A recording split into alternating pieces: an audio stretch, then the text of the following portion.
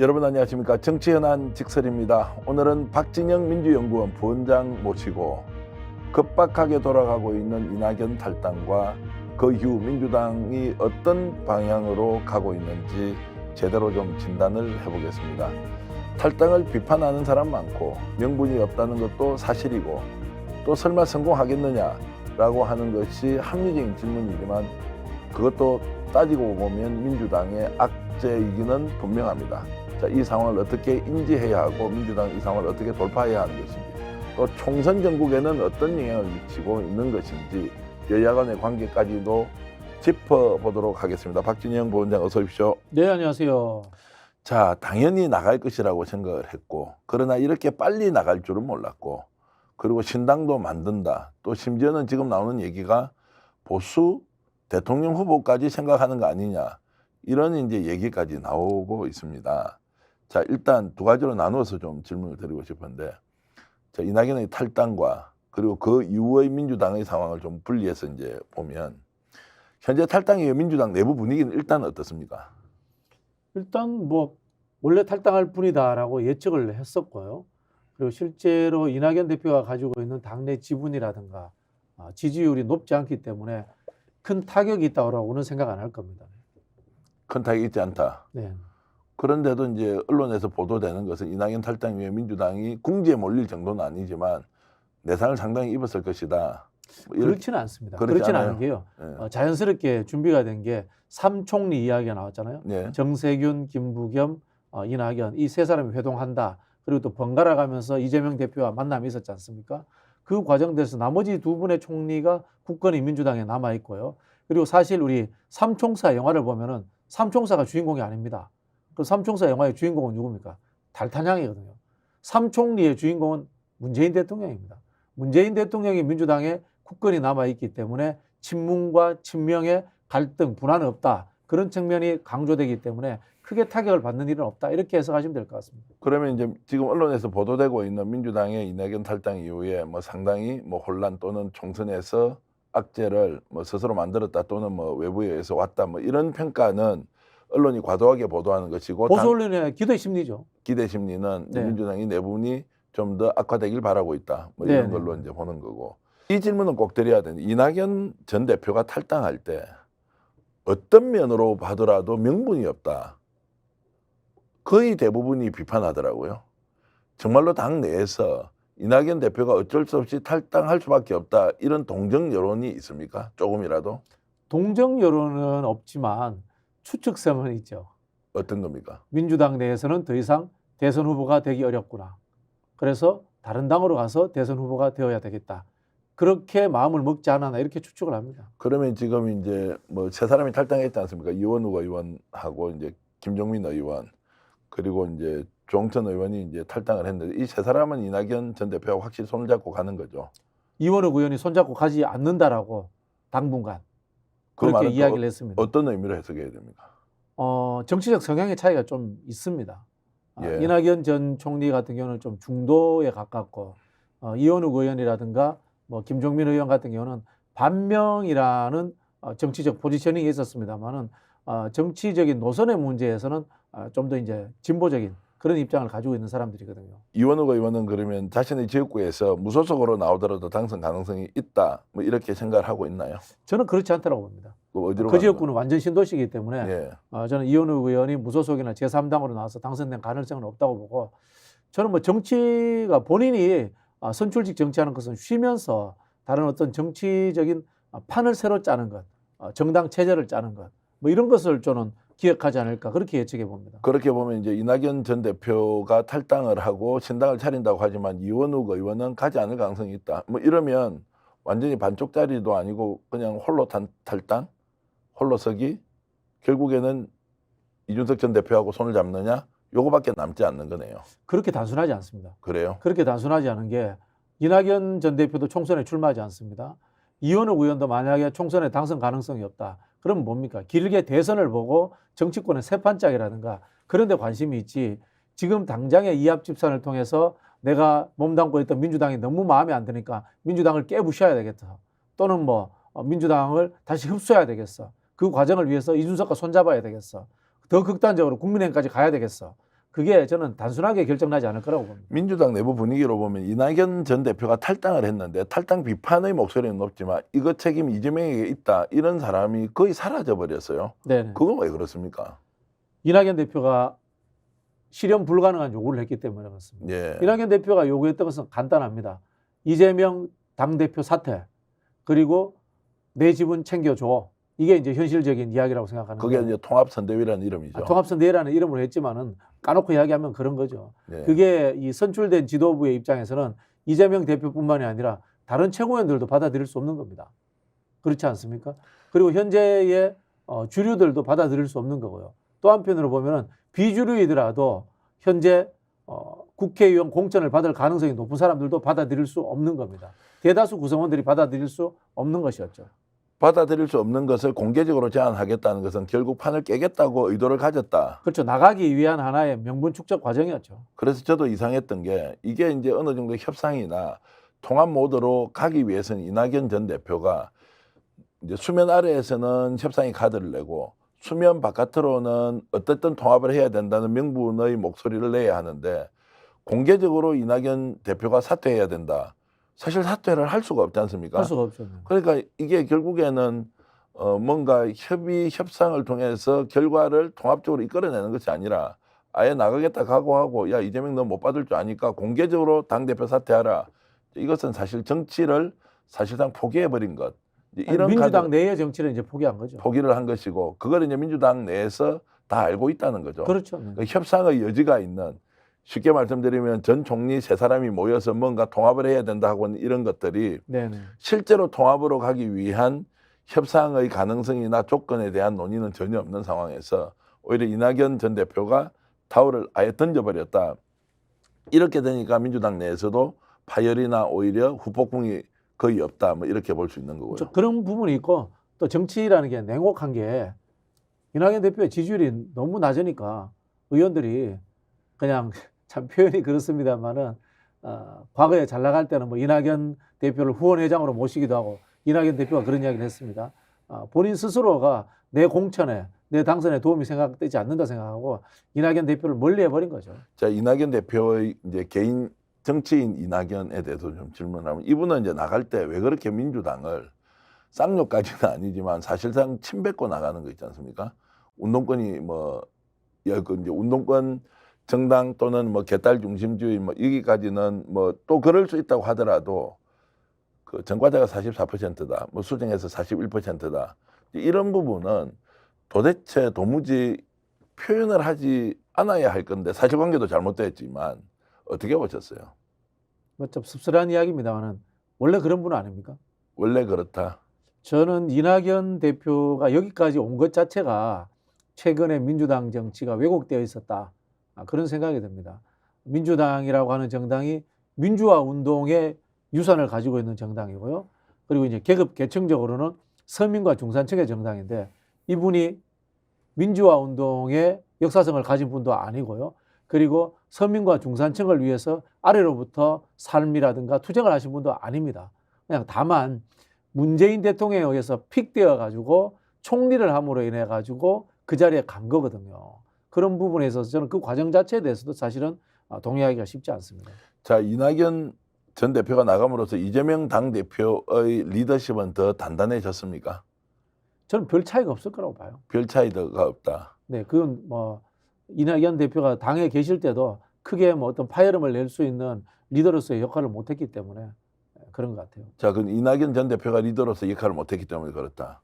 그런데 요즘 이제 이재명 대표가 테러 당하고 나서 뭐 여러 가지 이제 궁지에 몰리거나 또는 심리적으로 힘들 수 있다고 보지만 민주당 너무 존재감 없다 지금. 뭐 하고 있느냐. 이렇든 저렇든 국힘은 이벤트를 통하든 한동훈을 통하든 뭔가 국민들 앞에서 변화하려고 한다 또는 그 변화가 거짓이라 하더라도 쇼라도 하는데 민주당은 왜 쇼라도 하지 않느냐 이런 부분은 왜 그렇습니까? 의미 있는 비판이라고 생각합니다. 부조한 몸조심 그런 느낌도 있고요. 또 한편으로 보면 살찐 초식 공룡 그런 느낌이 있는데 이거는 제가 보기에는 구성원 전체의 문제 같아요. 사실 앞에서도 말씀드린 민주당이라는 것이 솔직히 말씀드리면 운동권과 호남이라는 지역이 기반해서 출발한 정당 아닙니까? 그 속에서 이제 수도권이 받쳐주고 요즘에는 이제 PK 같은 경우에도 진출을 하면서 그렇게 됐는데 결국은 뭐냐면요. 민주화 운동 세력과 그다음에 호남의 그 저항적 지역주의가 합쳐지면서 이것이 시너지를 가지고 미래 사회를 이야기하고 기득권들과 싸워왔단 말입니다. 그런 세력들이 세대적으로 퇴조한 거죠. 세대적으로 퇴조했는데 후계자라든가 그 다음에 어떤 뭐 새로운 세력을 만들어내지 못한 거죠. 쉽게 말하면은 586이 자기들이 젊었을 땐 잘 싸웠는데 기득권화되고 노쇠화되면서 후계자들 만들지 않고 아직도 그대로 기득권 가지고 있고 그렇기 때문에 지금의 구성원들 자체가 쓸만한 구성원들이 별로 없다. 이게 현실입니다. 냉정하게 보면 이대로 가더라도 총선에서 충분히 이길 수 있다 이렇게 보십니까? 그럴 가능성이 높다고 봅니다. 그럴 가능성이 높다는 것은 괜히 이거 뭐 이슈 만들어서 싸워봐야 워낙에 윤석열 정부 정권이 잘못하고 한동훈 비대위 아무것도 못하고 저런 이제 소위 말하는 이제 극친윤들만 내세워서 이제 검찰 정권 만들려고 할 테니까 이렇든 저렇든 국민들이 심판할 것이다. 사실 야당도 집권 비전을 위해서는 정책 이슈를 만들어야 되거든요. 네, 만들어야 되는데 지금 현 정부가 실수하는 게 너무 많고요. 그리고 섣부르게 정책 이슈를 꺼냈다가는 김건희 특검이라든가 이런 정권 심판 이슈가 분산될 수 있기 때문에 좀 자제하는 측면도 있지 않나 뭐 그렇게 생각합니다. 이재명 대표에 대한 테러 사건 경찰 수사 결과에 대해서 굉장히 불만 많으시죠? 네, 네. 실제로 의심을 하십니까? 아니면 민주당 내에서는 증거까지 가지고 이렇게 한번 전면전을 해야 된다고 보십니까? 전면전 해야죠. 전면전 해야 한다. 어떤 내용은? 이거는요. 예, 공직에 정부에 좀 근무해 보신 분들은 예, 다 알 수 있는 이야기입니다. 예. 첫 번째 경찰이 무슨 이야기를 했습니까? 열상이라고 이야기했습니다. 목숨 위태로운 자상인데 네. 그다음에 단독 범행이라고 바로 첫날 이야기했습니다. 그리고 또 무슨 이야기를 했냐면요. 갑자기 기억이 안 나는데 당적 이야기가 나왔습니다. 민주당 쪽 민주당 소속이- 당적일 예, 예. 가능성이 예, 많다라고 예, 예. 이야기해서 바로 정당을 압수수색을 했습니다. 근데 당적 공개를 안 합니다. 예. 앞뒤가 너무 안 맞잖아요. 열상이라고 했는데 생명이 위태로운 자상이었지 않습니까? 또 넥타이 깃이 없었으면 실제로 그렇죠. 위독한 상황까지 갈 수 있는 살해당했을 수 있고 그런 상황까지 갔던 거고요. 그리고 단독 범행인지 아닌지는 우리 쉽게 말해서 핸드폰부터 다 확인해 봐야 될 거 아닙니까? 네. 그 사람의 또 온라인 기록들 이런 것들만 해보면 다 확인할 수 있는데 그런 걸 확인하지도 않은 상태에서 단독 범행이라고 이야기를 바로 첫째 날, 둘째 날 이야기가 나와버렸습니다. 그게 또 어디서 나왔느냐면 일선 경찰에서만 나온 게 아니고 대테러 본부에서 나왔어요. 대테러 본부는 총리실 사람입니다. 총리실에 경찰들이 파견 나와서 대테러 본부를 주로 운영을 합니다. 그 이야기는 뭐냐면은 총리실 밑에 있는 민정실장이 경찰 통화를 거기까지 보고가 다 됐다는 이야기고요. 민정실장실에 갔다는 이야기는 대통령실에 국정상황실에서도 알고 있었을 거라는 그런 이야기입니다.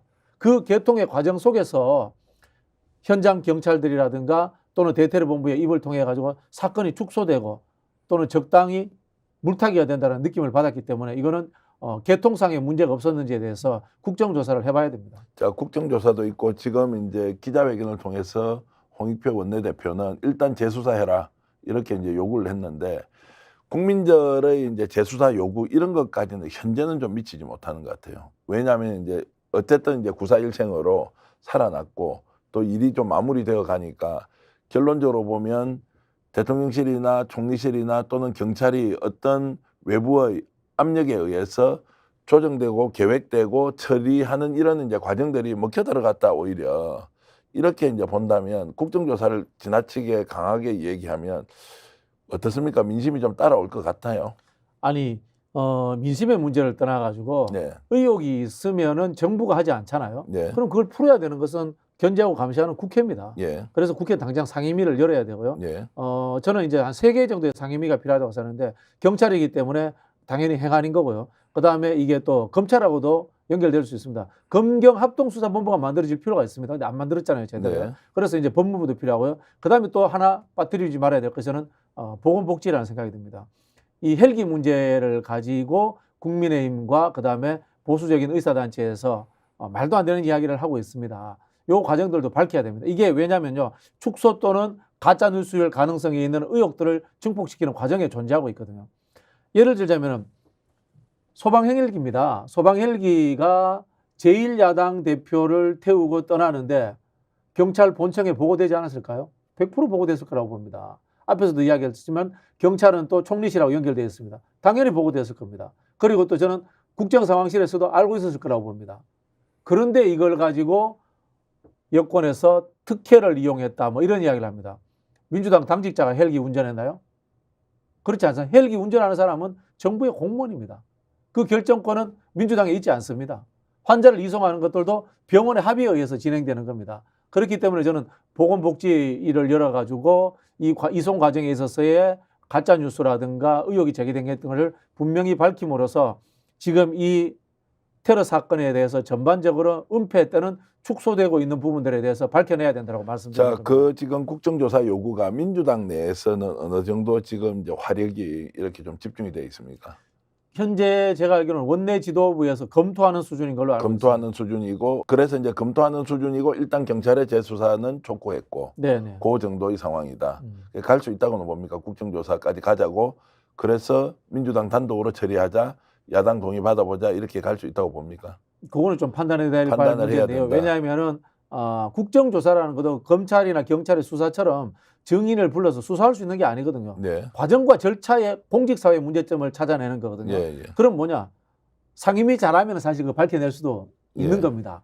그래서 제가 보기에는 1차적으로는 국정조사 요구를 정치적으로 하면서 세계 상임위를 열어서 매섭게 파고드는 거, 그리고 또 그 속에서 뭐 증인이라든가 제보를 만들어내는 것, 제보자가 나오도록 하는 거, 요 과정이 우선적으로 필요하지 않나 그런 생각이 듭니다. 검찰은 이제 정권의 직접적인 영향을 받고 어떤 식으로든 이제 압박에 굴복해 왔다는 걸 지금까지 우리가 자주 경험했습니다. 경찰은 그래도 경찰이 일종의 그 직격 같은 게 있지 않습니까? 경찰 단체도 있고. 그래서 외압을 넣는다고 해서 수사를 특정하게 이렇게 유리하거나 불리하게 이렇게 하지 않을 수 있다. 또는 이번 이 사건이 뭔가 외부의 오더에 의해서 움직였다고 하면 내부에서 충분히 폭로나 제보 같은 걸 할 것 같은데. 경찰이 이제 숫자가 많기 때문에 그런 부분이지 않습니까? 예. 그리고 또 이제 어느 정도 분권화되어 있고 그런 부분인데요. 그러면 이태원 참사 문제는 우리가 설명을 할 수가 없습니다. 네. 이태원 참사 문제에 대해서 경찰이 수사를 하고 있는데 우리 국민들이 지금 만족하고 있습니까? 만족 못 하고 있잖아요. 충분히 통제 가능하다. 그렇죠. 네. 예. 사정기관이라는 것은 습성이 비슷하기 때문에 이 검찰 통제를 해본 사람들 입장에서는 저는 또 다른 이 사정기관, 수사기관을 통제하는 특별한 재주가 있을 거다. 그렇게 생각합니다. 물론 이제 조직 전체가 마음속 깊이 동의해서 거기에 따라가는 것은 아니겠죠. 제가 이제 이 말씀을 드리는 이유는 우리가 이제 그 절차에 대해서 정확한 서류로 확인하고 판단할 수도 있지만 민주당이 이 진상규명과 관련해서는 경찰이 큰 조직이고 10만 명 이상이지 않습니까? 또 나름의 정치적 성향들을 가지고 있으니까 혹시 외압이나 누군가의 지시에 의해서 움직였다고 하면 이런 것들을 적극적으로 제보를 좀 받고 공익제보처럼 익명성을 보장해주고 이런 과정에서 우리가 풀지 못하는 좀 실타래를 퍼즐을 맞출 수 있는 것 아니냐, 이제 이런 생각이 들어서 만에 하나라도 그런 것들이 대통령실이나 총리실 쪽에서 내려왔다는 게 확인이 되는 순간 이것은 이제 폭발력이 상당한 거고, 오히려 지금 의문으로 갖고 있던 여러 가지 수사 과정의 문제점, 누가 보더라도 이거는 문제고 의혹인데 그런데 이런 특정한 사실이 나오는 순간 판을 뒤집을 수 있기 때문에 결국 국민의 알 권리, 진실 규명의 차원에서도 적극적으로 알릴 필요가 있지 않는 생각이 드는 거죠. 그 경찰의 이제 내부 제보다라든가 양심 선언을 기대하는 것은 이제 우리 국민들의 기대 심리일 수 있습니다만은 네. 그분들도 직장인들이에요. 네. 검찰은 예를 들어서 내부 제보를 하고 그 다음에 양심 선언을 했다. 사표 내고 나와서 변호사하면 됩니다. 그렇죠? 경찰은 잘리면 뭐합니까? 실업자입니다.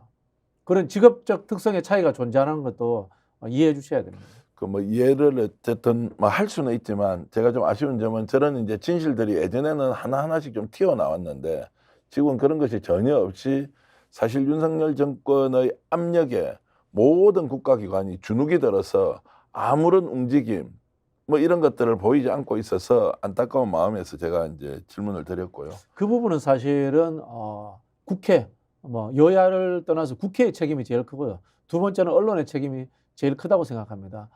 저는 지금 한국 사회와 이 정치권이 국민들의 양심 선언과 제보를 기다리고 있습니다만은 과연 국민들을 보호하고 국민들을 대신해서 앞장서서 싸워주고 있느냐라는 부분에 있어서는 저는 그렇지 않다고 봅니다. 국민들이 정치권과 언론을 믿지 못하고 그 두 이 하나의 기관들이 국민들을 보호해주지 못하기 때문에 국민들이 그런 양심선언이라든가 제보를 하는 것이 어렵다라는 저는 내부 비판도 하고 싶어요. 그 말씀은 이제 공익 제보를 하고 싶더라도 내가 제보한 것이 진실이지만 이것이 나에게 불이익으로 다가오지 않아야 하는데 거기에 대한 확신이 없다는 것은 그렇죠. 언론도 정치권도 여의도 국회도 보장해 줄 수 없다는 이 말씀이 좀 가슴에 존재 이유 와닿습니다. 아닌가요? 국회의 존재 이유, 언론의 존재 이유가 그런 일을 하라고 있는 거 아닌가요? 결국 이제 그렇게 보면 권력을 잡은 사람은 이제 윤석열 정권과 같은 방식의 전행을 하더라도 아무런 이제 저항도 못하고 언론은 왜곡 보도해버리고 공익 제보는 사라지고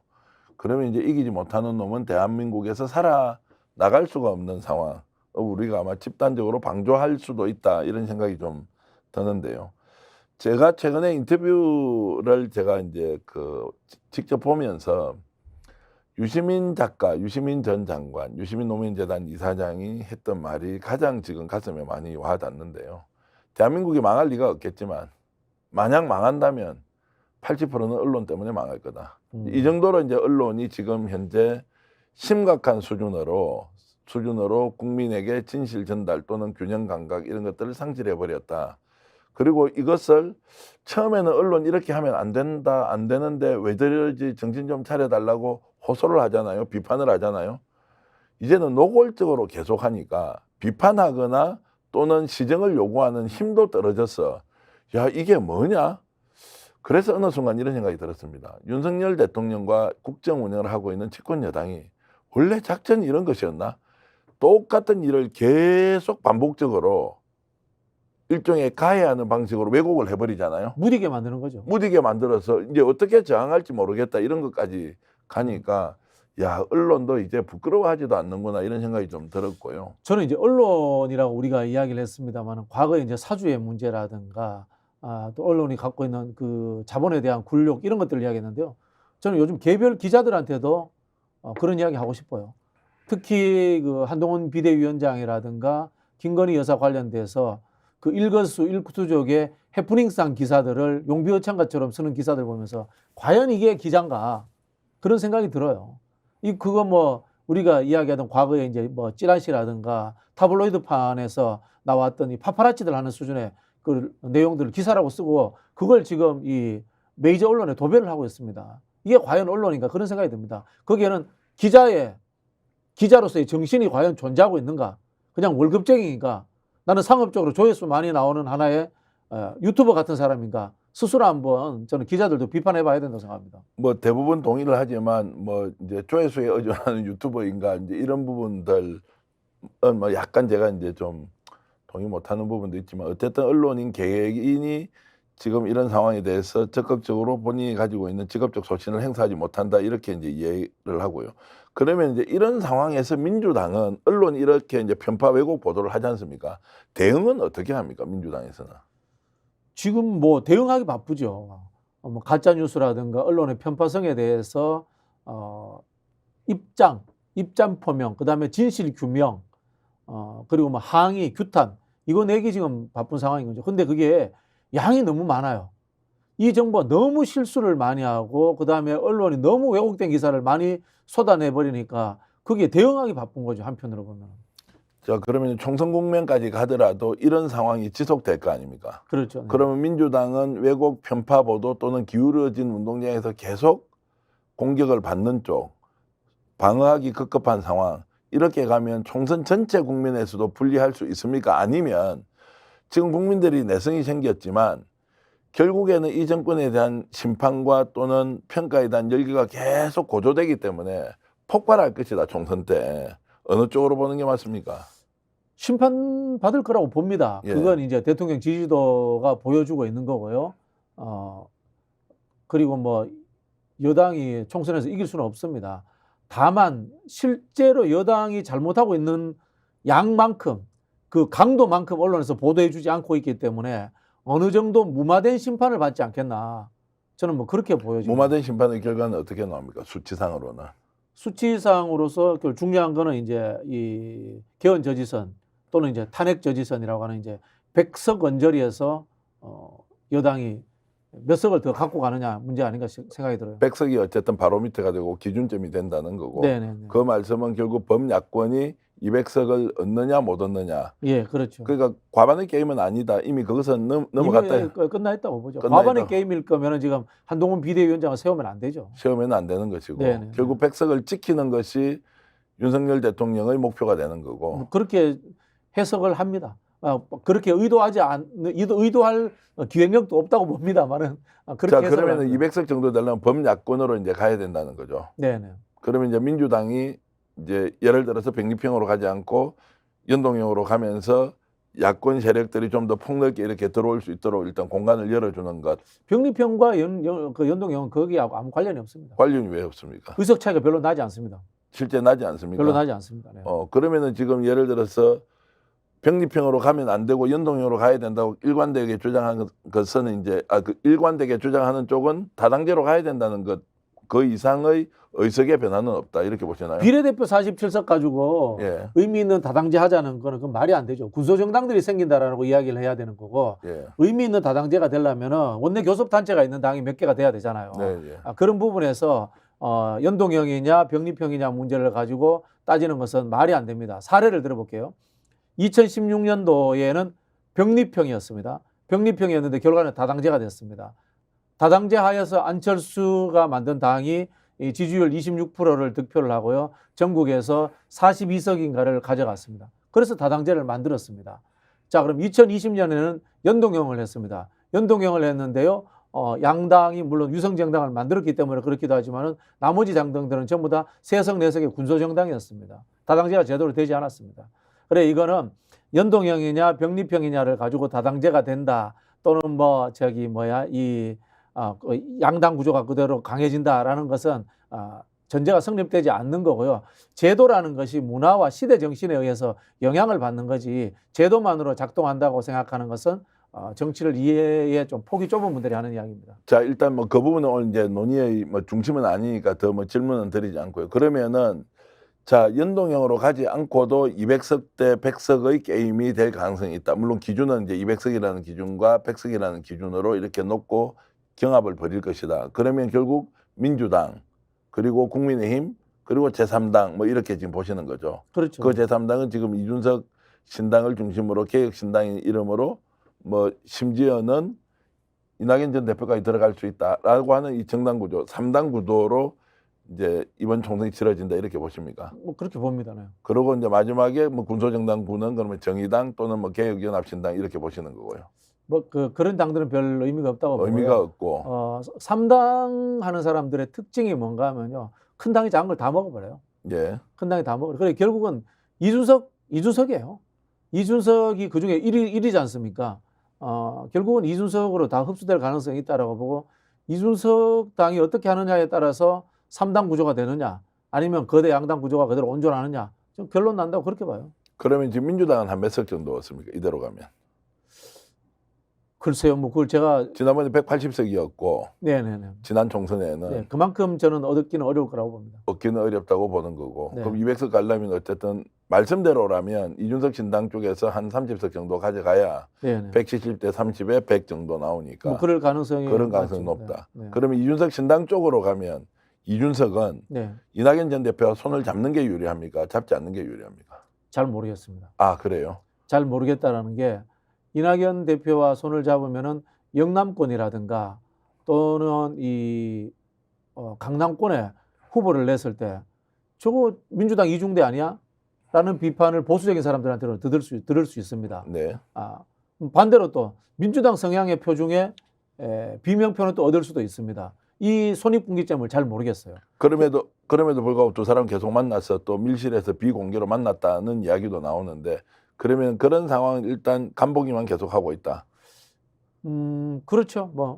근데 결국은 이준석 대표 하기에 저는 달렸다 이렇게 봅니다. 달려 있다고 봅니다. 저는 이준석 대표의 하는 바에 따라서 5석에서 50석까지의 저는 큰 편차가 있다고 생각합니다. 그래요. 네. 50석까지 간다는 거는 그러면은 이제 이낙연 전 대표가 손을 잡는다. 그게 중요한 게 아니죠. 그게 중요한 게 그게 아니다. 중요한 게 아니라 판을 깨는 거죠. 2당이 되기 위한 노력을 하는 거죠. 이 당이 그러니까 결국 국민의힘과 경쟁하는 정당을 이준석 그렇죠, 신당이 그렇죠. 기체를 걸고 가겠다. 그렇죠. 그러니까 이 양비론 신당, 중도 신당이라든가 예. 민주당 표를 뺏어 먹으려고 하는 신당에 대해서는 굉장히 협소해집니다. 협소해지나 아주 일부이긴 하지만 이준석 개혁신당이 예. 실제로 국민의힘을 이길 수도 있다 또는 그 목표를 단순히 선언적 목표가 아니고 실제로 이길 수도 있다라고 하는 그 가정은 말 그대로 가설입니까?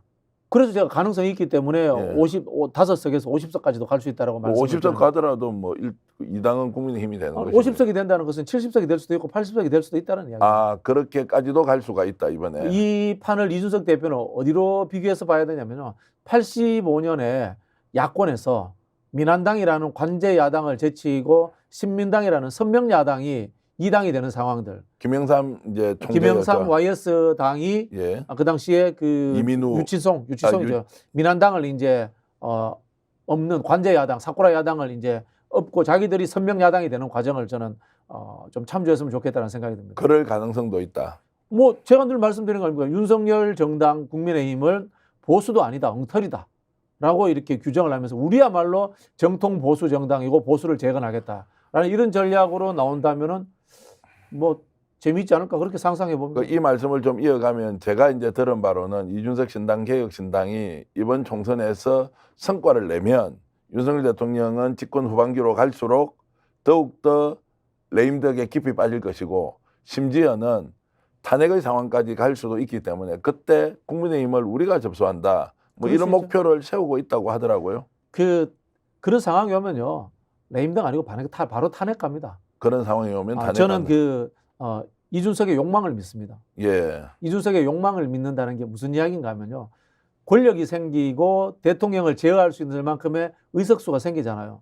그러면요. 정치인들은 욕망에 의해서 스스로 자가 발전이 됩니다. 빨리 끌어내리고 빨리 내가 대통령이 되고 싶어. 그게 정치인들의 속성입니다. 그러면 이제 그런 상황이 뭐 온다는 것까지 예측을 해 주셨는데 거기에 덧붙여서 질문을 하면 이낙연 전 대표를 그 상황으로 보면 이준석은 지금 현재 손잡고 가면 안 되는 거네요.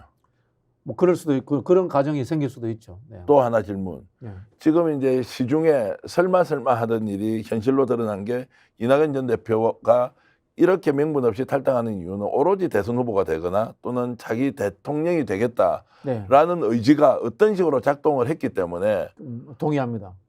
명분과 실리가 없는 행동을 지금 막 하고 있다. 네.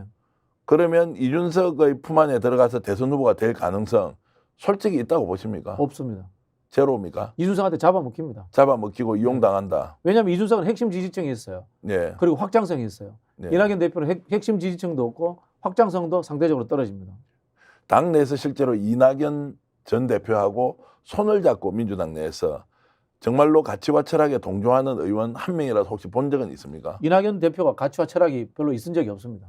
그러면 우리가 보통 이야기하는 이번에 탈당파 뭐 4인 같은 경우에는 이낙연 대표하고 뭔가 지향이 같다거나 이런 것도 아닙니까? 그냥 이낙연 대표가 그 당시에 잘 나갔기 때문에 예. 지지율이 높았기 때문에 같이 그 혜택을 얻기 위해서 있었다고 봐야지 오랫동안 이낙연 대표하고 같이 노선을 같이 하고 정치해 본 사람들은 거의 없습니다. 지금 그러면 민주당의 여론조사를 해보면 그래도 이낙연 신당 쪽으로 뭐 적게는 5%에서 많게는 뭐 10% 가까이 이렇게 이탈을 할 것이다라고 하는 것은 당연히 이낙연 전 대표가 힘이 있기 때문에 그런 거 아니냐. 아니죠. 반 이재명이죠. 반 이재명입니까? 예. 세상에 이제 작용이 있으면 반작용이 있듯이 주류가 있으면 비주류가 있는 거죠. 그 말씀은 어느 누가 탈당해서 이낙연 반대하고 새로운 민주당 또는 뭐 정당을 만들겠다고 하면 이제 그런 5에서 한 10% 정도는 존재하고 있다. 그렇게 이런 생각합니다. 것이고 이 사람들이 실제로 표가 이낙연 쪽으로 옮겨갈 수도 있습니까? 아니면 이재명 대표 체제로 총선을 치르면 다시 민주당으로 돌아간다고 봐야 됩니까?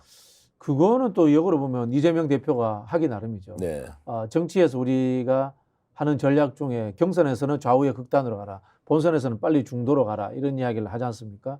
앞서 말씀드린 중에 3총리 중에 남아있는 2총리와 문재인 대통령과의 관계를 어떻게 설정하느냐에 따라서 저는 뭐 이낙연 대표를 따라서 나가려고 했던 표가 다시 그대로 남아있을 수도 있다고 봅니다. 저는 이런 생각을 하는 이유가 이준석 전 대표 쪽으로 가든 이제 이런 분위기가 이낙연 대표가 오히려 탈당을 함으로써 그쪽이 공고화되는 것보다는 민주당에서 빠져나갈 이낙연 표가 오히려 민주당으로 흡수되는 못 나가죠. 상황이 있다. 명분이 예. 없으니까 같이 빠져나가기 그렇게 쉽지 해서 않죠. 이제 사실 찻잔 속에 태풍처럼 끝이 난다 이런 이제 생각을 많이 했고요.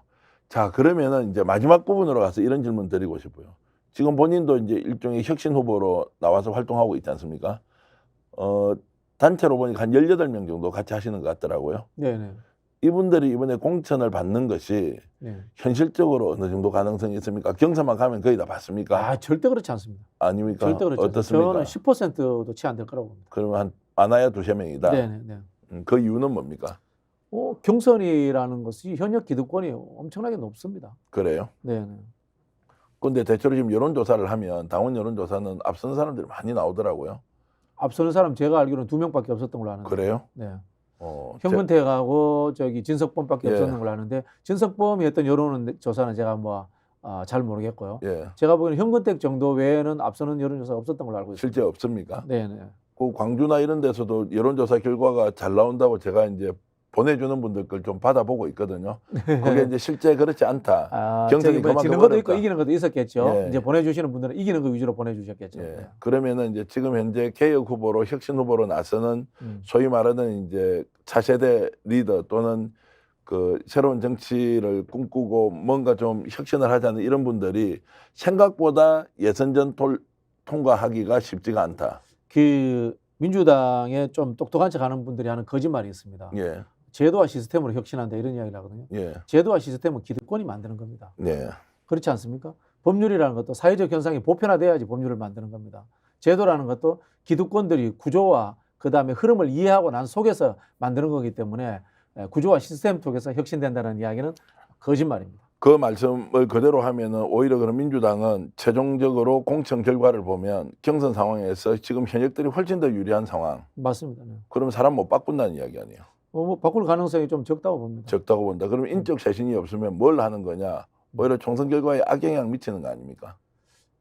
워낙 윤석열 정부가 잘못하고 있기 때문에 저는 민주당이 인적 그 혁신이 별로 없는 상황에서도 이길 거라고 봅니다. 다만 이 구성원들이 이 지리멸렬했던 21대 국회 그다음에 문재인 정부 후반기부터 이어졌던 주류들이었기 때문에 그 사람들의 관성이 그대로 남아서 다음 국회도 혁신한다거나 민주당이 집권하는데 동력으로서의 역할이 떨어질 거다. 이렇게 예측합니다. 그러면은 이제 크게는 두 가지 이야기를 했습니다. 민주당이 이번 공천 과정에서 새로운 피를 수혈해서 인적 쇄신을 해야 한다. 하나.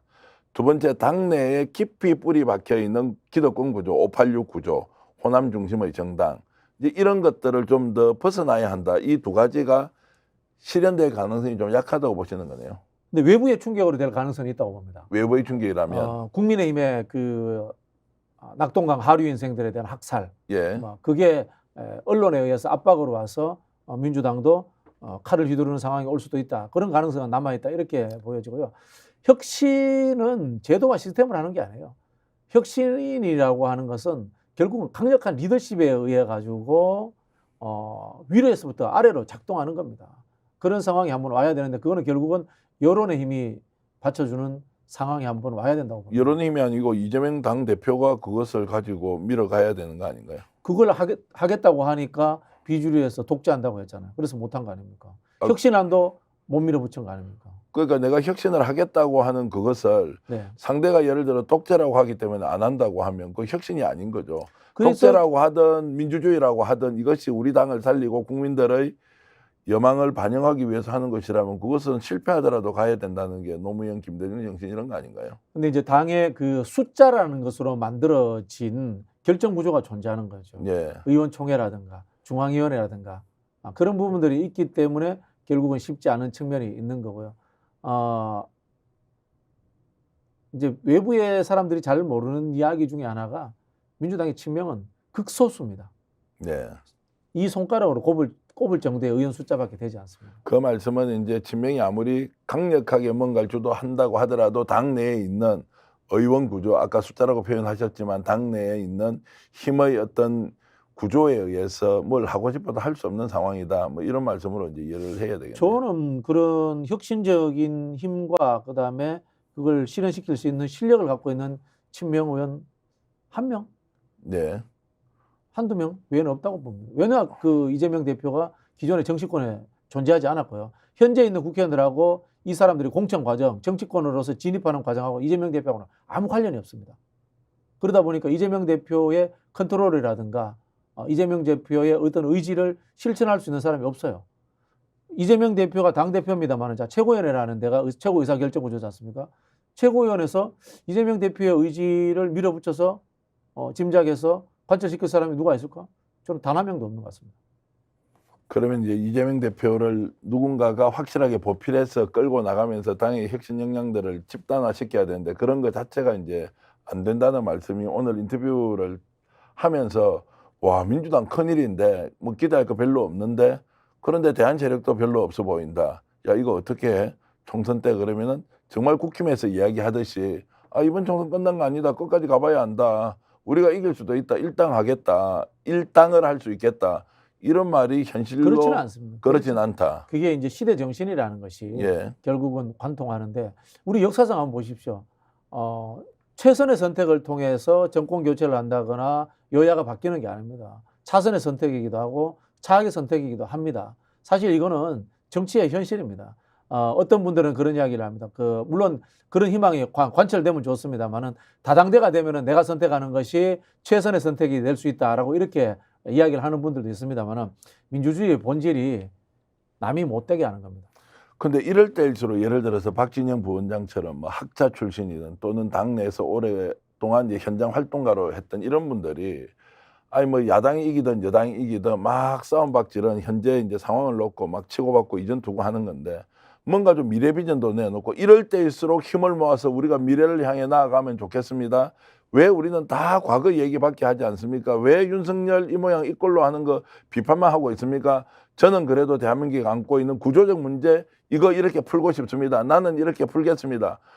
이재명 당대표를 비롯해서 민주당을 이끌어가는 사람이 오히려 에너지가 떨어질수록 그런 미래의 좀 비전과 목표를 가지고 막 싸움이라도 하면 약간 청량제, 해소제, 아, 이 사람 믿고 가도 되겠다 이런 생각이 좀 들 텐데 그 이야기는 사실 윤석열 정권의 문제하고 좀 다르지 않습니까? 그렇죠. 뭐 결국은 우리가 전쟁 시기에도 천막을 쳐놓고 교육을 하지 않습니까? 예. 그런 것처럼 민주당이라든가 또는 이제 국민의힘이라도 혁신 세력이 존재해가지고 좀 싸워야 됩니다. 싸워야 되는데 현실적으로 힘들더라고요. 힘들다는 게 사람이 없어요.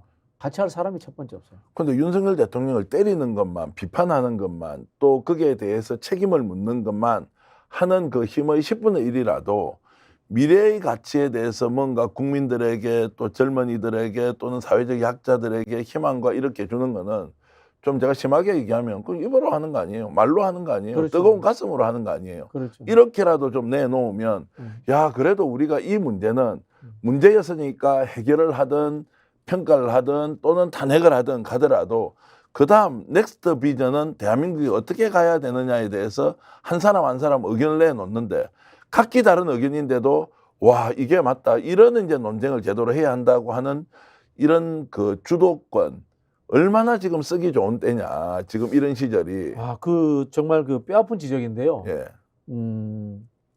주체의 실력의 부족과 세력 형성의 무능함이 뭐 제 스스로도 좀 존재하는 것 같아요. 586들이 20년 전에 그런 역할을 했잖아요. 네. 20년 전에 그런 역할을 했는데 그 사람들은 총학생회장이라든가 또는 이 민주화 투쟁을 하면서 훈련된 분들이었어요.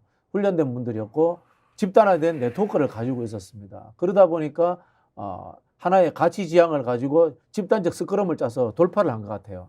근데 지금 20년 후에 저희가 딱 와서 보니까요. 그런 사람들의 숫자도 너무 적고 그리고 우리는 그들만큼의 이 스타라든가 또는 실력도 좀 떨어지는 것 같아요. 솔직히 말씀드려서. 저는 뭐 그런 현실을 이제 이해 못하는 바는 아니지만 이제 뭐 열심히 노력하고 있습니다만은 싸우고 있습니다만은 뭐 그래서 저는 이제 모든 사람이 다 나와서 윤석열 평가해서 어떤 식으로 책임 묻자 뭐까지는 동의해요. 근데 정치를 하는 사람이 국가를 걱정하고 국민을 걱정하고 미래를 걱정하면 좀 더 나가면 인류 사회까지 걱정하는 사람이 정치인이지 않습니까? 그 정치인이 하는 건 더 말이지. 그리고 스스로 보여주는 행동이죠. 본인이 행정처럼 책임을 져야 되는 건 아니잖아요. 그러면 지금 같은 이런 시기에 정말 국민들이 절망하고 있을 때 어떤 희망의 징표 같은 거를 가져 나가서 이거 대한민국 이렇게 만들겠습니다. 만들어 봅시다. 저는 할 수 있습니다. 그래서 다들 걱정이 이번 총선 때 윤석열 정권을 심판하고 나면 그 뒤에 남아있는 자들이 대한민국을 더 잘 만들 수 있느냐? 그 확신이 없다는 거예요. 사실 더 중요한 것은 윤석열 정권이 저지르 놓은 것의 처리는 이번에 총선에서 하면 되지만 그다음 대한민국을 누가 만들 것이냐고 하는 것은 정말 대한민국을 걱정하는 사람, 윤석열의 실패 위에서 올라서는 사람이 아니고 그 이후에 대한민국을 재건해야 되는 사람들의 역사의식, 시대정신, 그리고 정치인으로서 올곧은 마음, 이런 사람들을 좀 보고 싶다, 이런 말씀을 드리는 겁니다. 그 참 뼈 아픈데요. 제가 이제 뭐 좀 속된 이야기를 좀 할게요. 안진걸 민생경제연구소 소장한테 네. 제가 한번 그런 이야기 했습니다. 좀 대도 안 하는 애들 좀 데리고 오지 마라. 이 사실 우리가 이제 윤석열 탄핵 집회를 하고 그 진보 보수 연대 집회도 하고 이렇게 했는데요. 오는 사람들이 그냥 국회의원 되고 싶어서 얼굴 알리려고 오는 사람들이었지, 정말 진심으로 윤석열 정부와 싸우고 그다음에 다음 사회의 미래라는 것이 진보와 민생, 이런 보편적 복지국가 이런 것들을 챙기려고 하는 사람인지 의심되는 사람들이 너무 많았어요. 그런 상황들을 보면서 사람이 부족하다라는 생각을 해봤고요. 또 이것도 참 뭐 이 기대어서 생각하는 건지 모르겠는데 DJ 같은 어른이 없다. 586들이 이렇게 자리를 잡고 그다음에 사회의 중추 세력에서 된 데는 DJ라는 어른이 이 백그라운드라서 엄청난 역할을 해줬거든요. 그런 현실에서 사실 좌절하기도 하고 힘들기도 합니다. 계란으로 바위 치는 것 같다라는 느낌을 끊임없이 받고 있고요. 그러다 보니까 저도 이제 적은 나이가 내일 모레 60인데 어떤 생각까지 드냐면은 나는 안 되겠구나. 내 후배 세대들을 만들기 위해서 내가 선생 노릇이나 해야 되는 거 아닌가. 뭐 이런 생각이 들 때도 있고요. 이게 참 힘든 현실인 것 같아요. 오늘 저는 이제 박진영 부원장과 얘기를 나누면서 역시 지금 현재 정치가 돌아가는 상황에 대해서는 충분히 이해를 하고 공감대가 형성되지만 결국 우리가 앞으로 대한민국을 어떻게 만들어갈 것인지에 대한 생각을 구체적으로 또는 행동으로 하는 사람이 얼마나 있는지에 대해서 시청자 여러분들도 함께 좀 공감하는 자리가 되었으면 좋겠습니다. 그래서 제가 요즘은 그런 생각을 합니다. 나 혼자라도 하다못해 이 혁신의 칼을 든 망나니라도 되어야 되겠다. 아니면 돈키호테라도 되어야 되겠다라는 뭐 그런 결심을 합니다. 그래서 내가 국회의원이 되는 것이 중요하지 않다라는 생각을 요즘 와서 더 많이 하게 됐고요. 정치는 계속한다. 자, 그래서 다음에 최고위원 선거 있으면 최고위원 선거도 나간다. 서울시장 선거도 나간다. 뭐 무슨 선거도 나간다. 그렇게 하면서 끊임없이 기득권들과 싸워가면서 세상을 바꾸기 위해서 이런 방향으로 가야 된다라는 말씀하신 세상의 변화의 이야기를 한번 해보고 싶어요. 시청자 여러분께 이런 말씀을 저는 드리고 싶습니다. 아무도 저항할 수 없을 때, 두려움에 떨고 있을 때 자신이 목숨을 걸고 나와서 정말로 정의는 이런 것이다라고 실천하는 사람 필요합니다. 또 그분들은 존경스럽기도 하죠. 그런 분들이 계셔야 우리는 저항에 맞서 싸울 수 있는 것입니다. 그런데 더 필요한 것이 있습니다. 그렇게 저항하고 난 뒤에 모든 사람들이 다 윤석열 정부를 비판하고 정권을 두들겨 패서 어떤 식으로 평가를 하고 심판을 한 시점 이후에 우리는 어떤 나라를 만들어야 하는지 계획을 세우고 구체적인 아젠다를 만들어서 국민을 설득하는 사람도 동시에 있어야 합니다. 전자는 많지만 후자가 부족한 것. 그래서 저희들은 윤석열 정부가 잘못하는 것을 비판을 혹독하게 하면서도 그 뒤에 대한민국이 더 나아지겠다는 확신을 못하고 있는 것은 아니냐. 두들겨 패는 일 필요하지만 그것이 전부는 아니다. 지금 수없이 많은 사람들이 윤석열 정권의 잘못된 점을 비판하면서 뭔가 새로운 나라를 만들 것 같지만 거기에서는 우리가 좀 더 지혜로운 눈으로 그들이 만들 나라가 정말 나를, 우리 국민을, 대한민국을 더 좋게 만드는지 함께 진지하게 생각하는 시간, 총선까지 90일 아직 남지 않았습니다. 이 기간 동안 그런 사람을 찾는 일에도 여러분 좀 더 많은 시간 쏟아주시기를 진심으로 바라면서 오늘 정치현안 직설 박진영 부원장과 함께 했는데 너무 감사드리고요. 그리고 1월 저녁에 보내드린 이 방송이 여러분들께 조금이라도 더 의미 있는 흔적으로 남길 바라면서 정치현안 직설 모두 마치겠습니다. 시청해주신 여러분 고맙습니다.